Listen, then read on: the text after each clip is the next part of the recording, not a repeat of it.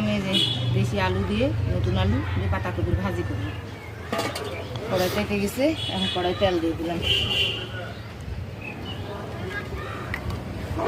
তেলের উপরে এখন আমি পেঁয়াজ, কাঁচামরিচ আর রসুন কুচি দিয়ে দিলাম।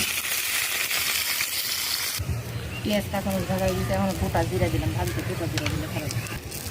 এটা এখন আমি পাতাকপি আর আলু দিয়ে দিলাম। গুঁড়া মশলা, আমি এই যে গুঁড়া মশলা দিয়ে দিলাম, লবণ, হলুদের গুঁড়া, সামান্য মরিচের গুঁড়া, ধনিয়ার গুঁড়া আর জিরার গুঁড়া দিয়ে এখন এই দেখো আমি নেড়ে তেড়ে এখন ঢাকনা দিয়ে ঢেকে দেবো। পানি দেওয়া হবে না, কপি থেকে পানি বের হবে না, ঢেকে দেবো। এই দেখো ভাজি পানি না দিয়ে দেখো সিদ্ধ হয়ে গেছে, কি সুন্দর লাল লাল করে এখন ভাজি নামে দিতে হয়ে আসছে। আর একটু এই তো ভাজি লাল লাল করে ভাজা হয়ে গেল। আমি গোসল করে আসলাম, ভাজি তুলে দিয়ে গেছিলাম গোসল করতে, হয়ে গেছে আমার ভাজি। এখন নামাই দেবো। দেখো কি সুন্দর লাল হয়েছে।